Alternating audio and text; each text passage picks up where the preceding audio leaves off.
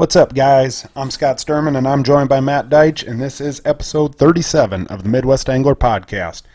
Today, we got a really cool episode with Garett Svir from Slab Guide Service up in central Minnesota. Garett guides panfish and all species down in central Minnesota, and he also goes up to the tributaries on Lake Superior and guides steelhead fishing. We're going to get right to him. Hey, Garett, you there, man? Yeah, I'm here. All right, Garett. Well, thanks for joining us today. First off, you are a very experienced panfish angler up in central Minnesota. You've been in Fisherman Panfish Guide. Your writings have been in Angling Buzz, Midwest Outdoors, Outdoors Weekly, Great Lakes Angler, and you've been on multiple TV shows. But long before that, tell us about how you got your start in fishing. Well, yeah, thanks for having me on, guys. Yeah, good to have you. Is probably untraditional as it is, my mom actually got me really into fishing. My dad worked a lot. My mom really loved to fish, so she got me into fishing at a pretty young age. Her and I would go fish all the time. And she passed away in 2017, but I have to credit her for my passion for fishing because that was something just we always did growing up. What was like when you guys would go out? What was like your target species, or were you just kind of going out to go fishing and whatever bit? You know, I guess it really started with panfish, northerns, walleyes, but it quickly turned to Lake Superior steelhead in the tributaries. My parents and I lived, and I grew up about a mile from one of the biggest runs of steelhead on the north shore of Lake Superior, and so my mom was a real passionate steelheader always, and she grew up on the North Shore in Two Harbors, and she got me into that at a pretty early age. And I guess I kind of took it to another level. I really became obsessed with steelheading and figuring out steelhead and spending time on the rivers. And actually, my dad used to own a pizza place in Two Harbors. It was Due North Pizza. It's still there. He sold it now, I would, ride my four-wheeler to the river and spend every waking hour on the river when the fish were there from the middle of March, end of March to about June 1st. And I just really, kind of embraced it and loved it and wanted to be out there and really on the pulse of what those fish were doing every day. And I guess, I kind of got a reputation for it around town. And so people would actually come into my dad's pizza place and try to get him to have me take them fishing. And at the time, I didn't think anything of it. We just did it. We just take them out fishing and kind of show them how it works and get them set up. And then after a while, I thought, a lot of people get paid for this. I should try to probably get something out of it, Have them buy a couple extra pizzas for my dad, or, as my equipment keeps getting more and more beat up, it'd be nice to be able to keep my equipment in order at least, by taking people out and showing them how to do this all the time. And so I guess that kind of evolved into what it is today. And now I spend, several months a year up there guiding steelhead on the North Shore of Lake Superior. And then I spend the rest of my time guiding here in central Minnesota, mostly for panfish is what people call me for. But I've been doing a lot of walleye trips lately because the bite's been really good. Do a ton of bass trips for tourists. Some people even call me to catch pike. So kind of random, whatever, but I guess panfish has always been my specialty and what people really come here for. That's a world-class fishery in central Minnesota. You talked a little bit about in-fishermen, and they made it where I live, central Minnesota, Otter Tail Lakes country, and north of Alexandria, one of the top 10 places in the country to come catch a giant bluegill. They're not like those 4-pound red ear sunfish like you catch on Lake Havasu and you see. But, pure straight bluegills, we regularly catch fish that are 1.5 pounds to 1.8 pounds, 9 ounces. Wow. And I've had them on my boat as big as 1.12 pounds, 1.13 pounds, just shy of 2 pounds. That's crazy. Because I love bluegill fishing, and that, we've got West Lake Okoboji down here, and that's known as a good bluegill place, but that fantastic. That is not even close to the same. Yeah, I was going to say, we don't see many over 1 pound down here a lot of the times. They're getting there, though. So and they're some of the most finicky bluegills I ever fished in my life. So before we had my son, my wife and I used to fish competitive ice fishing tournaments, and we traveled all over and fished Team Extreme and NAIFC, and they always had this recycled fish hardwater classic on Lake Okoboji every year. And it was a charity tournament, but a pretty prestigious tournament. I mean, if you're ever doing any competitive ice fishing, it's more about the hardware than the money. Right. And it supported a good cause. Recycled Fish, at the time was kind of the leading conservation organization for ice fishing. It just put a lot of money in. Like, they provided all of those fish weigh-in bags for the Brainerd JC's tournament. Oh, okay. Just so people, wouldn't throw their fish on the ice and freeze them solid. They could actually put them in a bag, weigh them, and then release the fish after, and it went back in the lake instead of just getting wasted. And did a bunch of like lake cleanup type events and stuff like this. So they used to have a hardwater classic on Lake Okoboji, and boy, it was a fun event. We stayed at that church camp in Emerson Bay, and the first day we got out there, I remember thinking, this isn't going to be that difficult. Well, I, drilled a few holes and found a whole bunch of fish, and you'd have these big fish come in, and I mean, some of them had to have been a pound. They looked big. I don't know that I ever got one to bite. Right. But then, you'd see these monsters come into your hole. It's gin clear water.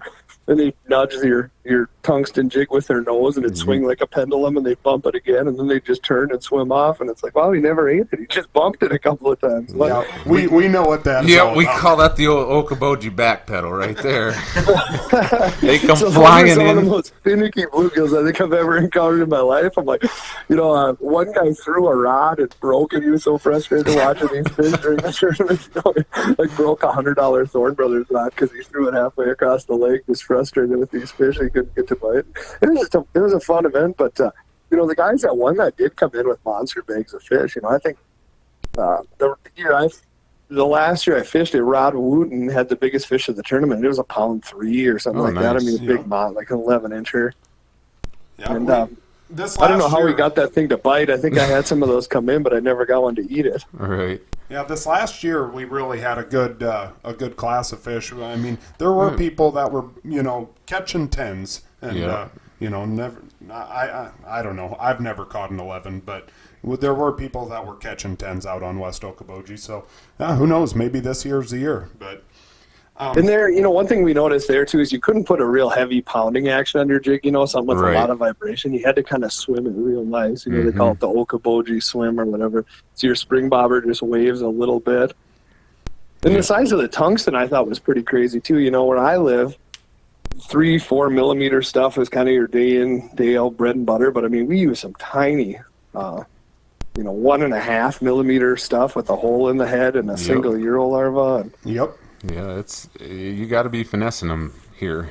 That like you said, that gin clear water just plays tricks on you. Right. And I remember there was an older guy that lived, or I don't know if he lived there, but he had a permanent house in the bay, and he had to have been, in his 80s, and he had a wood house out there, the only wood house in Little Emerson when we had that tournament. And there was fish just stacked around his permanent structure. But he was out there. We had kind of crept over there to take a look when he wasn't there during the week pre-fishing. And during the tournament, he was in his house, and so nobody wanted to get near it. But, there was like a specific weed bed. It was big as my desk, and he had his wood house on it. Right. That spot produced some killer fish, too, but, you didn't want to get near with him in there. Yeah. So, how did you end up down in central Minnesota? For the guiding, or? No, I actually moved here to go to St. Cloud State University, met my wife, and bought a house and kind of started hanging out after we, kind of discovered these bluegills and posted some social media pictures, and then everybody wanted to go do that, and we started taking people out and doing that. I at one point had somebody working for me for a brief period, and I'm not really manager. That's not really my strong suit in life, and so I kind of went back to just being a one-man operation. Right. I'm trying to keep my schedule full. Yep. So then, is that kind of how like bluegills just kind of became, I would say, your passion a little bit? That's the one you really seems to like you focus on and like to really target. I think it's just, I don't know, something about those big bluegills. They're just beautiful fish. They kind of bring you back to an easier time and make you remember being a kid again. It's just a fun fish to go out there and catch. They fight really hard for their size, I feel like. I've always told people, I think if they grew to 10 pounds, I don't think you'd ever land one. you need a fighting belt and 30-pound braid or something, No doubt. those Now, big circles. now you're a big advocate for selective harvest and panfish conservation. Tell us a little bit about your efforts in that. Yeah, I was kind of telling you guys before the break, so I was always, like emailing my local biologist for the DNR and giving him suggestions on, boy, this lake has got some big giant fish, but a lot of them are going home in buckets in the winter, and, guys are keeping all these fish. Be sure nice if we could do something to protect some of these genetics in here. And I got to know him on a first name basis just because I always had ideas and wanted to bounce things off of him and kind of wanted to learn about, why these lakes are only good for a little while. And then all of a sudden the fish seem to get smaller and you got to go kind of chase the next best lake and the next best thing. And, I did that for a long time. Well, the DNR here in Minnesota decided they were going to make a citizen panfish council. And what they wanted us to do is they wanted to create a council of people that could kind of help provide them the tools to manage our panfish in Minnesota. And they wanted to pick people from different interest groups. I'm a guide, which probably helped me get on there. And the other thing is I was pretty vocal about what we need to do to protect our panfish here. So that's probably how I got selected.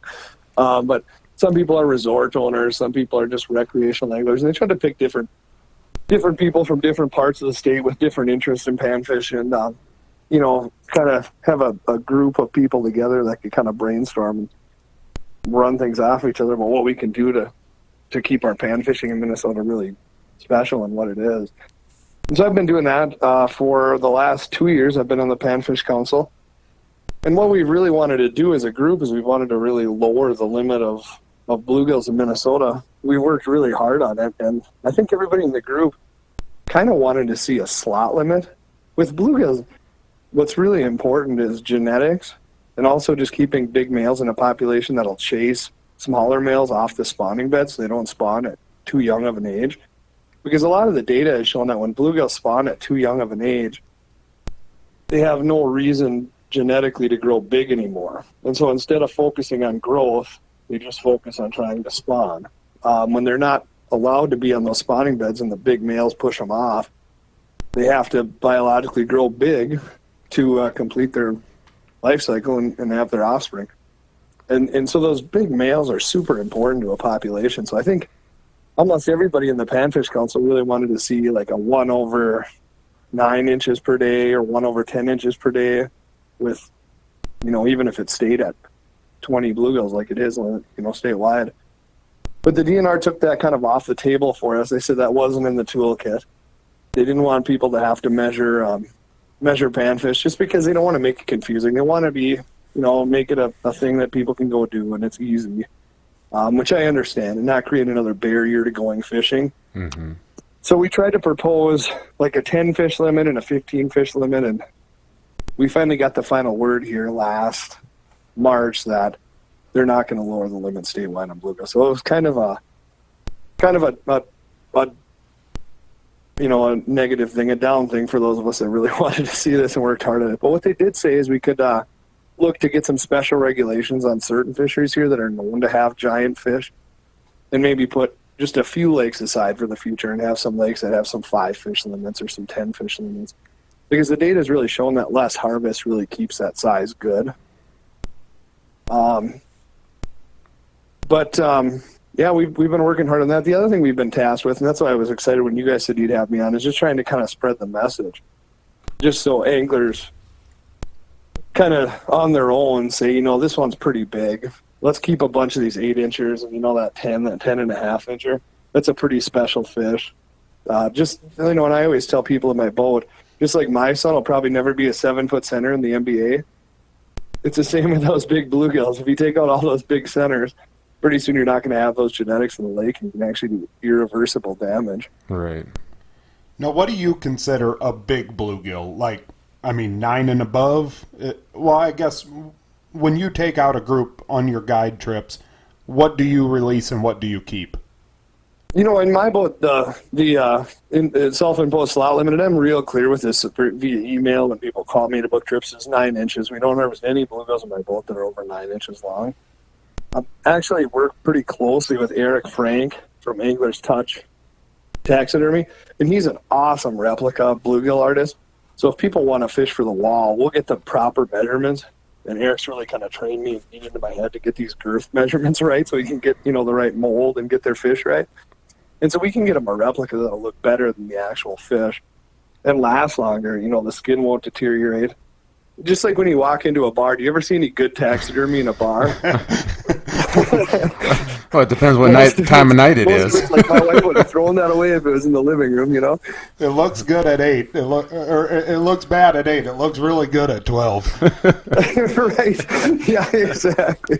Whereas replicas don't do that. And, right. And then the obvious benefit is just being able to let that fish go so it can pass on the genetics, and you can have those caliber fish in the future. Just like when you think of Florida strain largemouth bass, they're significantly different genetically than our Minnesota largemouth bass.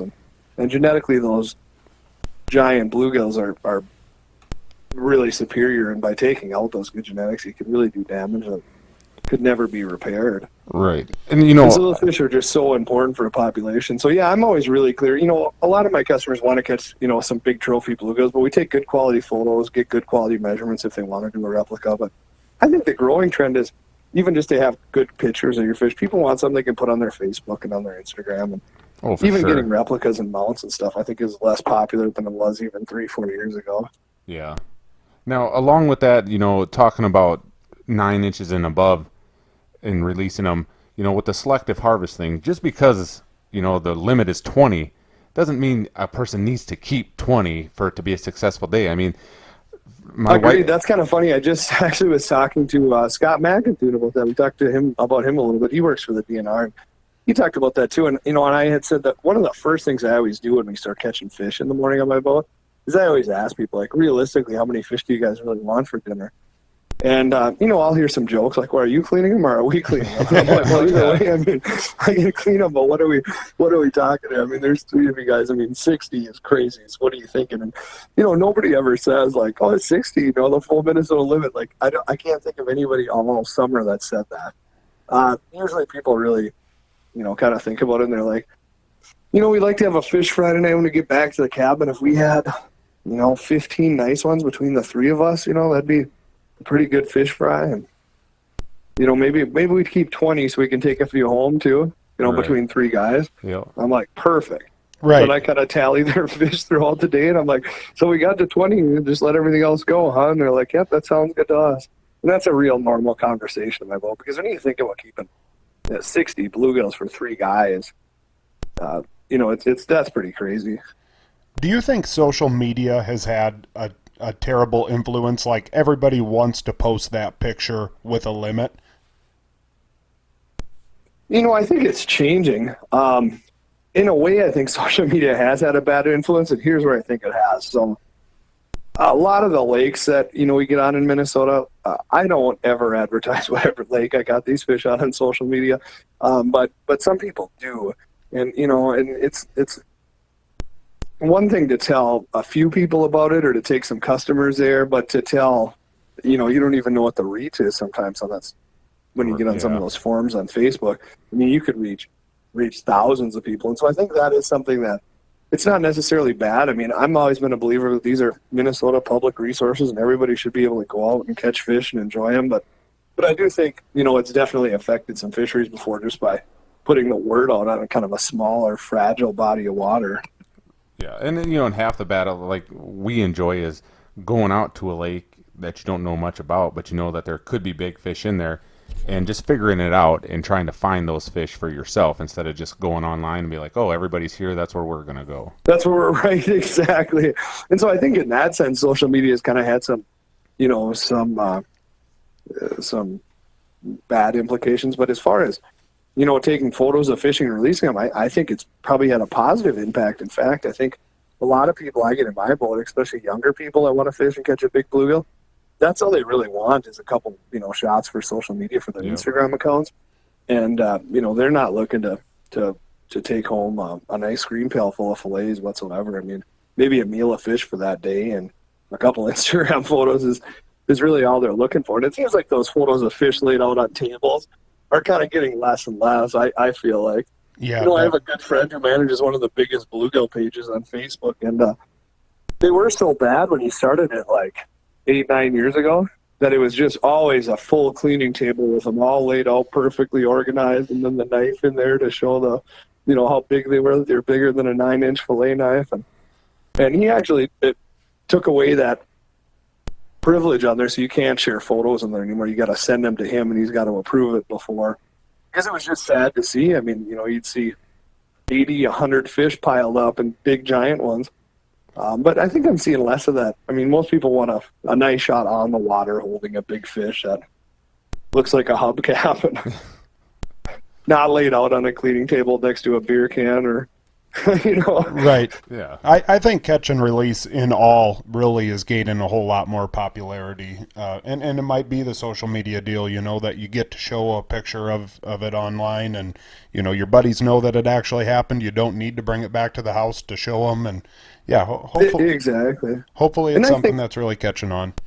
And I think, I love to eat bluegills. I mean, that's probably the reason I originally started fishing bluegills is how, sweet the fillets are and how crispy they get. But I think it's just all about being responsible. Right. Yeah. And I think that's the growing trend is people realize, like, we don't need to come out and take a limit every day. And we definitely don't need to take, a limit every time we go out. We can kind of limit our harvest rather than always harvesting our limit every time we go out. Whereas I think, and not to pick on one group, but I think the older generation, like our parents' generation, I mean, that's kind of how they gauge success was if they had a limit in the box at the end of the day, that was a good day. Otherwise, well, we didn't get all of them. Oh yeah, I mean, I can remember growing up, we'd go over to Okoboji every year and coming home with 5-gallon pails full of bluegills, and that's just what you did. You never really thought of measuring them and which size was which and everything like that. But up until like the last about 8 years ago,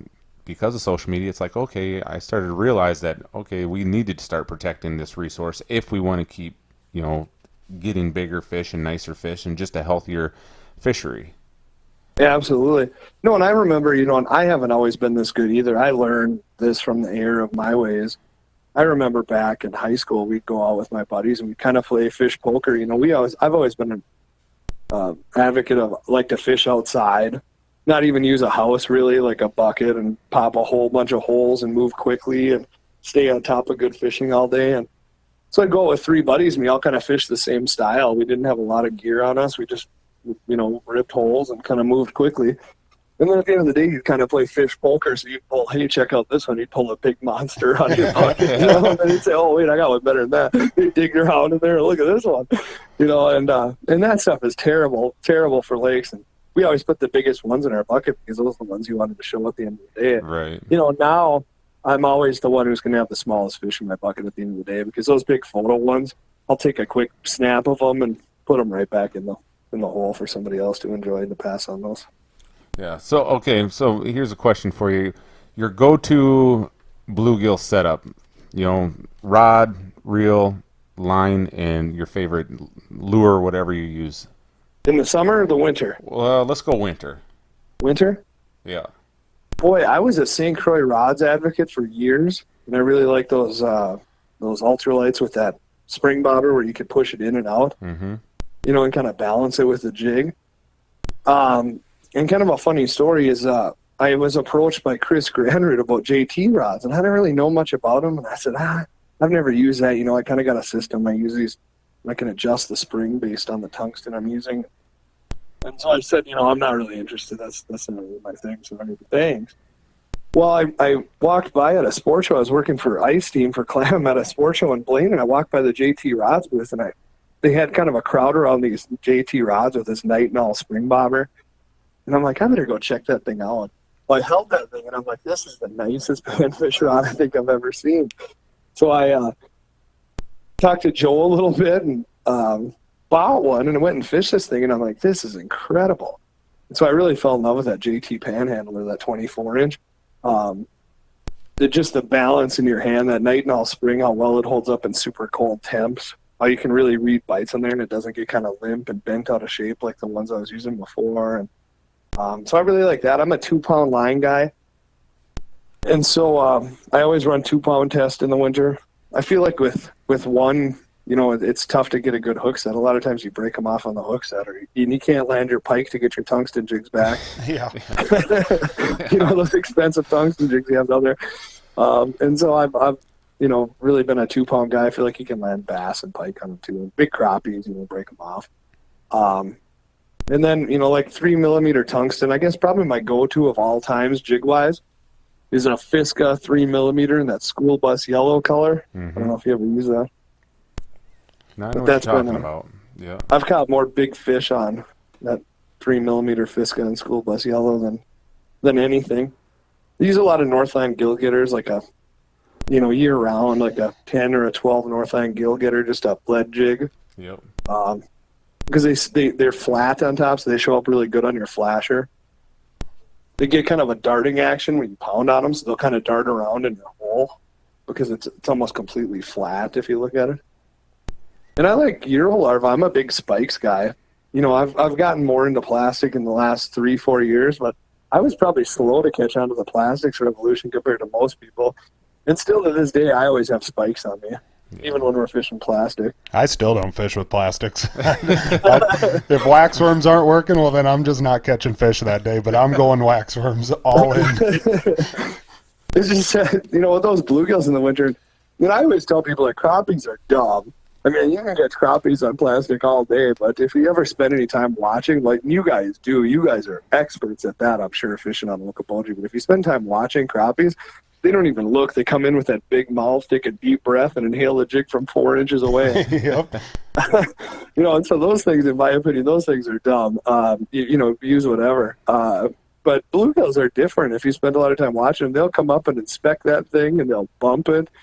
And they'll touch it with the outside of their mouth, but not open their mouth. And Yep. I'm sure you guys have seen all that. And it's brutal. Whereas something about those spikes, there's that little scent sac in the back of the worm, the flat part of the worm, the Euro larva.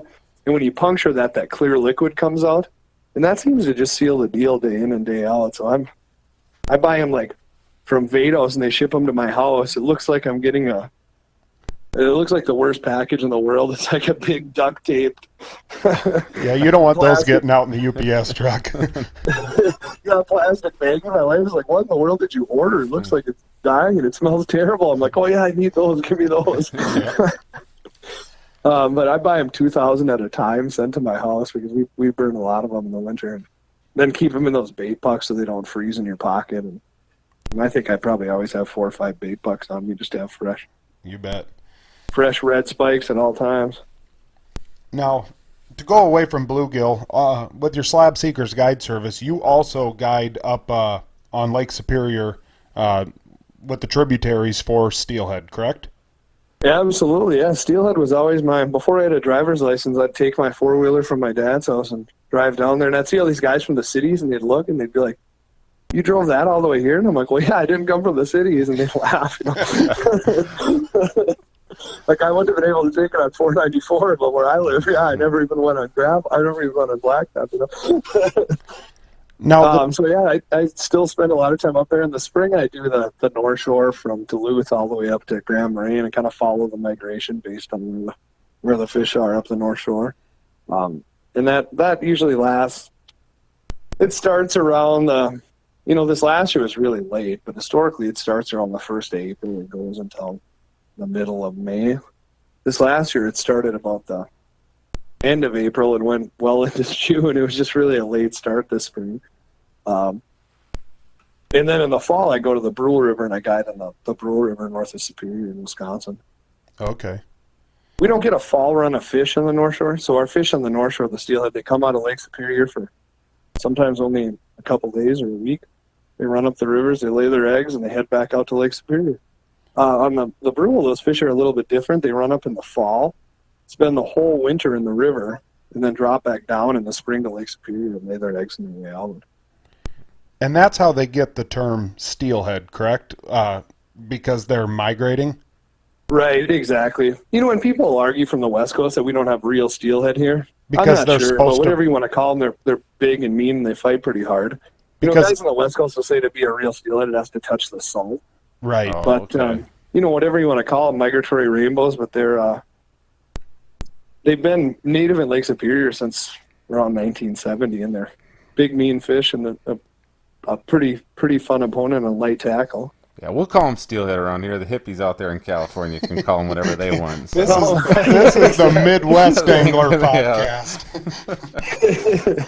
Now, what does a day consist of? If I would book a trip with you, what does the day consist of? We typically start pretty early in the morning. I'm a big first bite guy. And everybody has their theories on steelheading, but my theory on steelheading is that the fish move a lot at night. So these fish will come up from lower river or Lake Superior, wherever they may be, and they're going to move at night to another spot. Then on the Brule, the biologist says they move somewhere around 1.5 miles to 2 miles a day. So there's going to be pods of fish or groups of fish that are moving up that river at about the pace of 1.5 miles to 2 miles a day. So I like to get into a spot that's a holding spot in the morning, some bigger, deeper runs and holes, and get first crack at those before people have had a chance to go through there. And so I'll typically meet customers at, pretty early, 5 o'clock in the morning, because we got a drive and a long walk usually to get into where we're fishing. We'll get down there, get rods rigged up, tell some stories and some jokes, drink a whole bunch of coffee, and try to get ready for first light. Go through, drift some spots, kind of work that stretch of river until about noon. Then we usually have some lunch, kind of talk about an afternoon game plan and what we should do. In the afternoon, I tend to run and gun more and hunker down less. My strategy guiding is to kind of put the fish to bed at night, figure out where there's a group of fish, get myself in that vicinity or upstream where I think they're headed, kind of hunker down for the morning and get that water first before anybody's had a chance to really beat it up.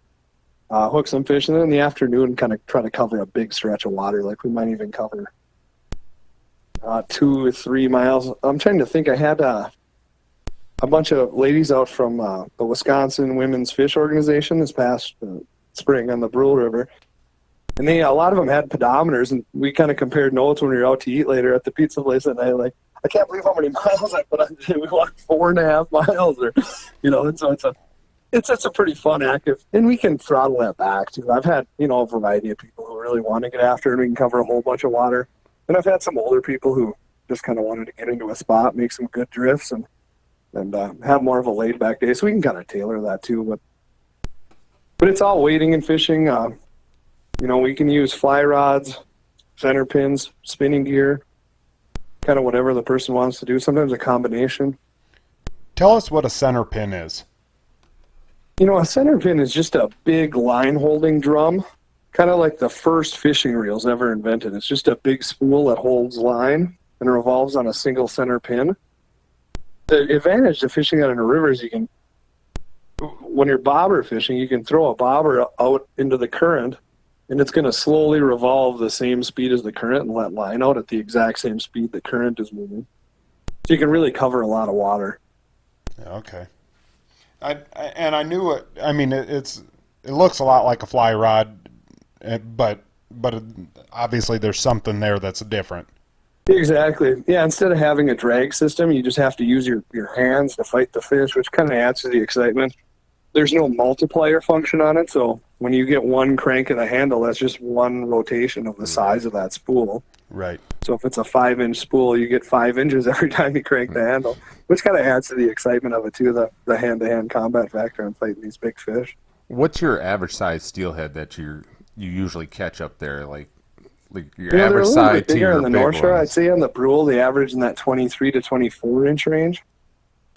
On the North Shore, it's more like that 26, 27 inch range. Oh, wow. Yeah, The big ones will go 30 plus on the North Shore. Wow. I mean, we've seen them like 33 inches on the North Shore. So like 30 inches on the would be you'll see some 29s. Like, what's considered a real trophy? Kind of like walleye sizes, like 30 is kind of that magic mark. Okay. Now you see a 30, and that's something you'll always remember. Yeah. Now, I got to ask you, yesterday when I was kind of texting back and forth with you, I said to you, do you ever encounter any black bears? And you said that you have. I have not a whole bunch, but yeah, I have. We used to go in to the Brule on the upper river at night and fish migratory browns.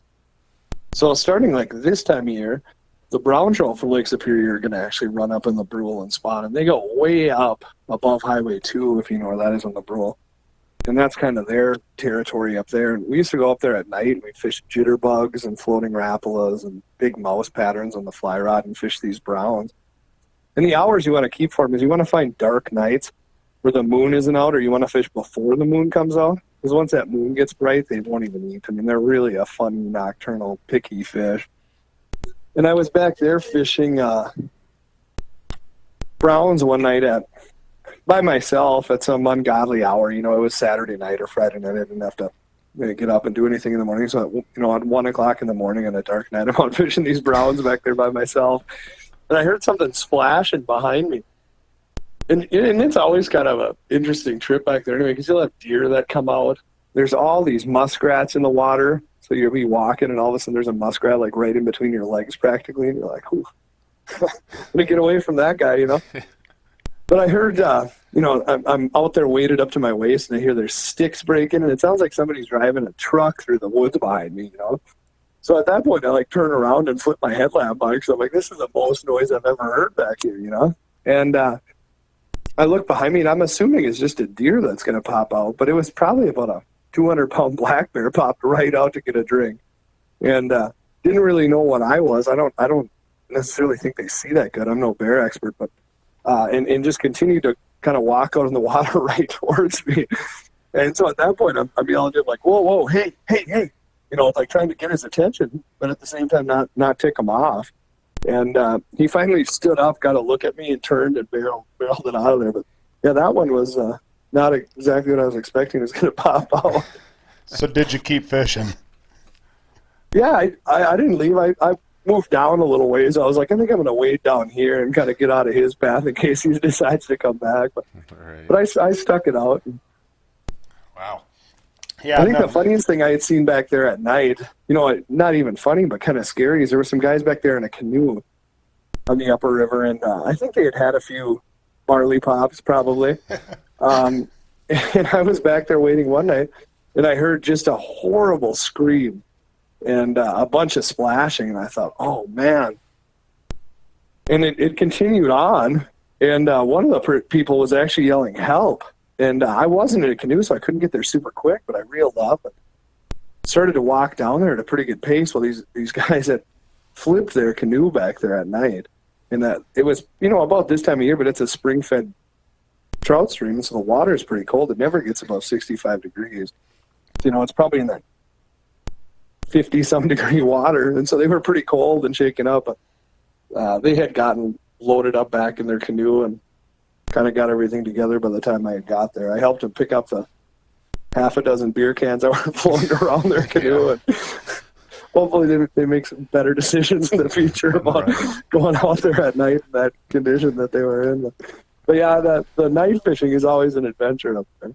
I believe it. There's no way I'd be out there where there's bears and wolves and lynx or whatever else you guys got up there. There's no way. Wolves are kind of a funny story. And so the reels I use these Daiwa reels that have an awesome drag system for these steelhead because they run and they fight really hard. But the bad part about these reels that I use is you got to have a screwdriver to switch them from right to left-handed. Yeah. So usually I send an email the night before and say, so what hand do you reel with? What hand are you? You know, and for whatever reason, either I didn't or they didn't respond to me.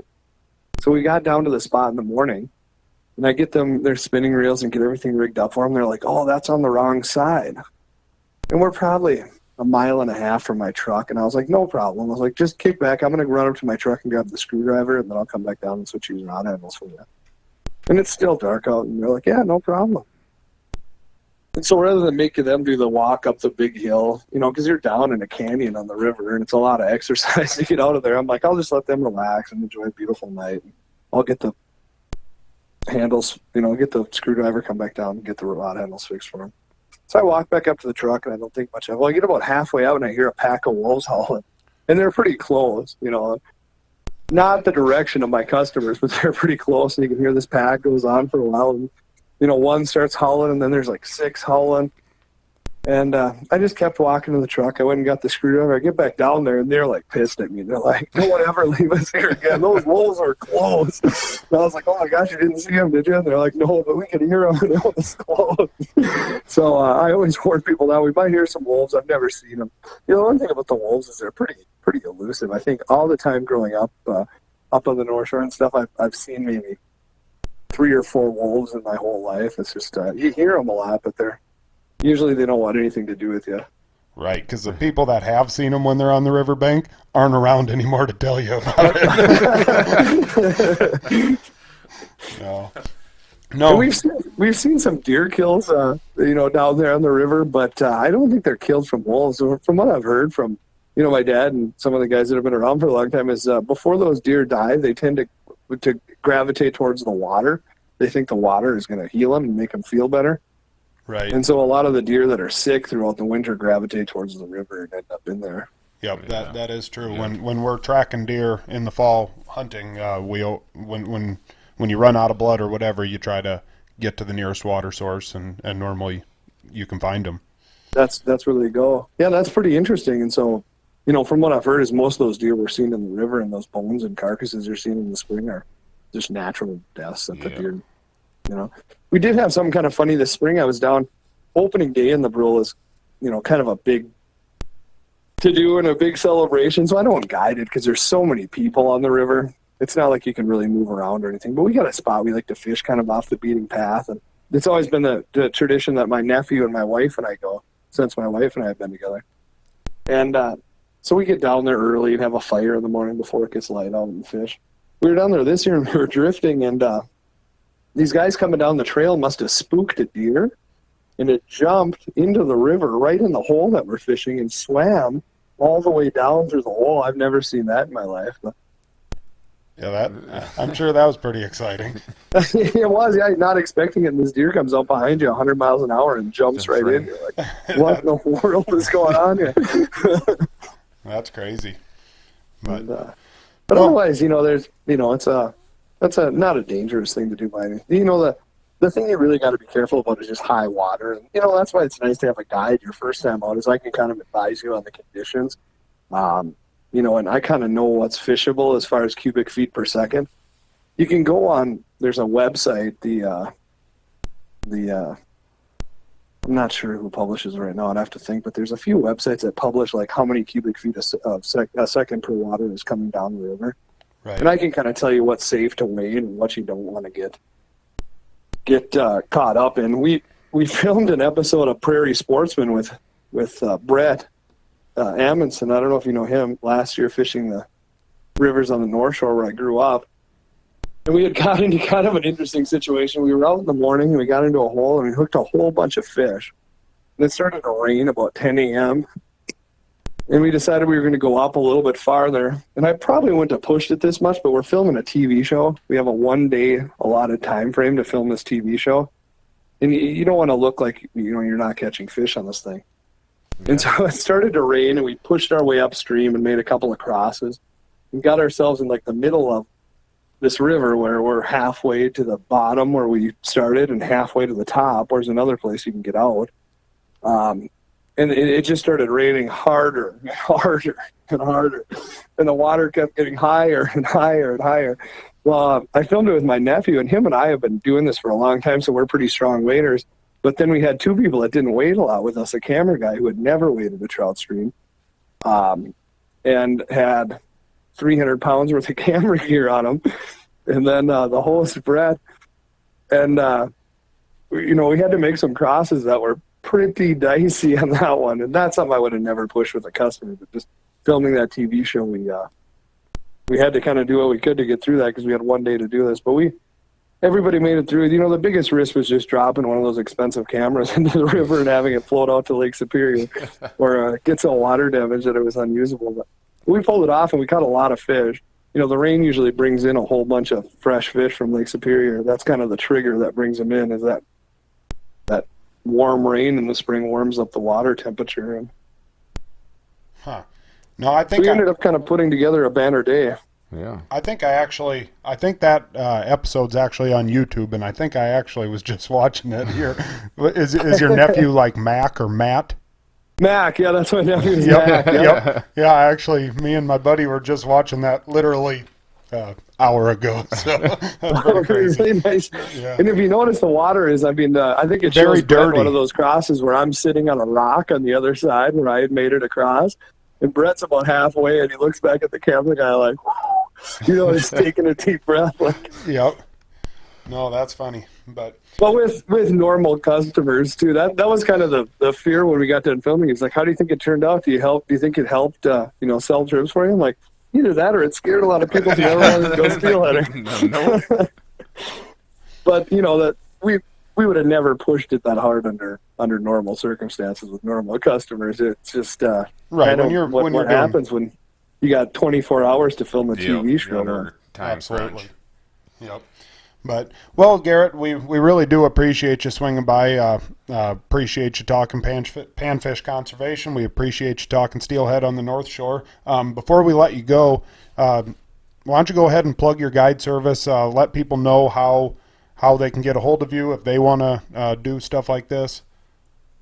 Absolutely. It's my website is slabseekerfishing.com, and my cell phone number is 320-428-5174. Also have a Facebook page. It's facebook.com/slabseekerfishing. Okay. And I'll also tag you in the post when we put this on our Facebook page and whatever. But no, like I said, we really appreciate you swinging by, and that I really found that interesting. I always knew that you had to release 9 inches or above or whatever, but I didn't realize that those big bulls were the ones that pushed off the smaller breeding stock, and I really found that interesting. Yeah. Yeah, it is. And you know what the biologists have all told us, too, is that when those fish quit focusing on when they're able to spawn at a young age, they have no biological reason to try to be the big boy on the block anymore and focus on growth. And so if you can keep those big fish to push those small ones off the bed, it'll make all the fish in the population better, because you're going to have to focus on growth to complete their life cycle and have their offspring. That's very cool. Yeah, awesome. Thanks for having me on to do it. The DNR's kind of tasked us with just spreading the message of conservation now, and finding avenues to do that is always kind of a trick. So thanks for having me on and letting me talk about that. You bet. Hopefully we'll have you on again. If you ever make your way down to Okoboji, hit us up. Yeah, for sure. Well, hey, thanks, guys. Have a great night. Yeah, you too. See ya. Bye. There he goes, Garett Svir from Slab Seeker Guide Service.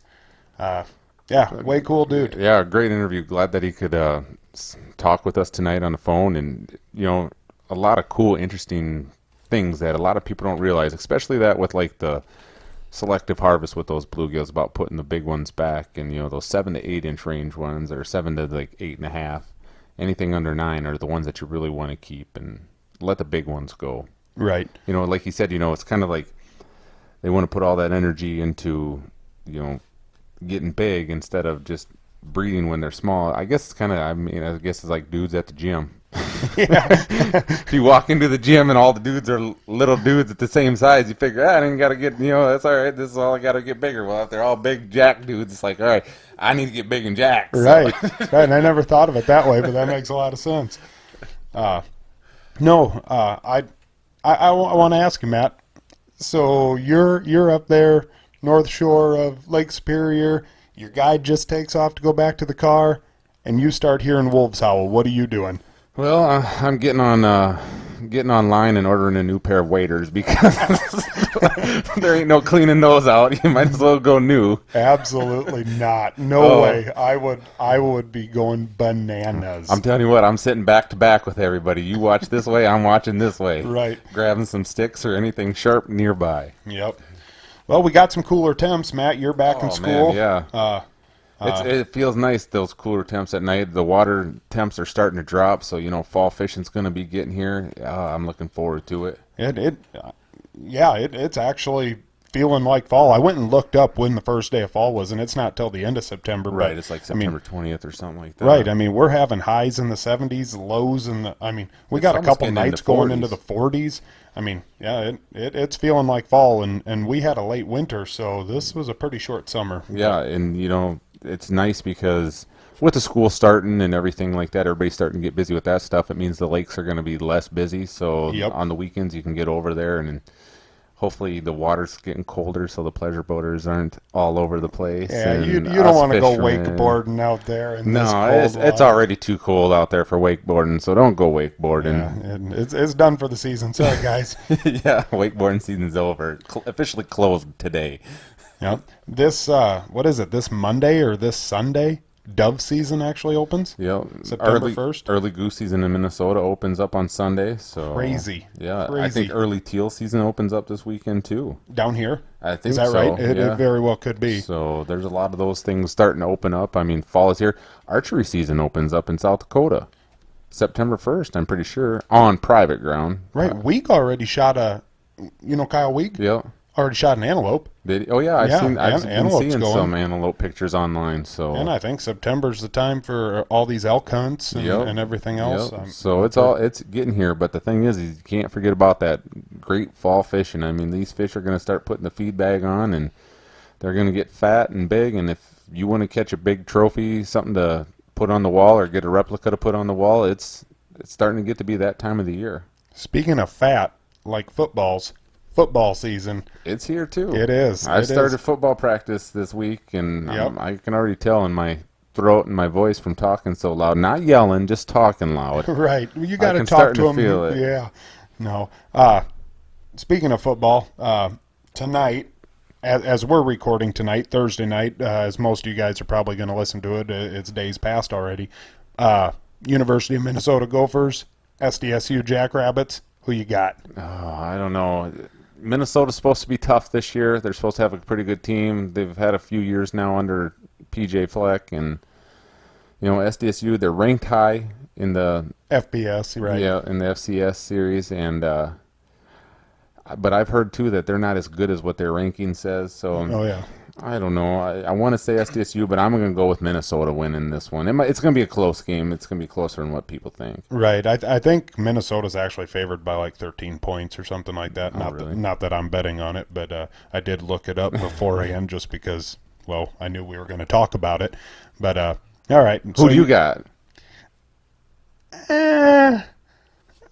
I think Minnesota will take it. There's a part of me that's like, golly, just beat them SDSU, because I'm a guy for the little guy. Not that I hate Minnesota and not that I like SDSU, but just the underdogs. I'd like to see that. But I am an Iowa Hawkeye fan, and any loss to the to Minnesota, it hurts the Right. Big Ten. Yeah. When Iowa turns around and beats Minnesota down the road here. Yeah. Then it doesn't look yeah. as good because, well, SDSU beat them too. For our Hawkeye Bowl chances, we need Minnesota to win. Yeah. I don't know. I think Minnesota's going to win. I'll probably go for SDSU. That's how I'll call it. Right. But not that I hate Minnesota, because I truly don't. But Iowa versus Miami of Ohio this Saturday. I can't pick against the Hawkeyes. I mean, Hawkeyes are going to get them. As well they should. Right. How bad's it going to be? Is it going to be close, or is it going to be bad? It's going to be in between there. 21? 14? They never the 10? the Hawkeyes sometimes 1? they I don't care if it's 1 as long as they beat them. Right. I mean, hopefully they come out, and I'm going to say 21. Good. I'd be very happy with that. Yeah, well, thanks for all you guys that stuck with us over the football talk, and I don't know if we're going to keep talking about football every week. Probably not. But, No, we'll keep hey, talking fishing. Right, Maybe it's some hunting. Right, it's our show, but we can talk about whatever the heck we want. That's the coolest part. And if you listen this long, we got you already. So That's right. All right, see you guys next week.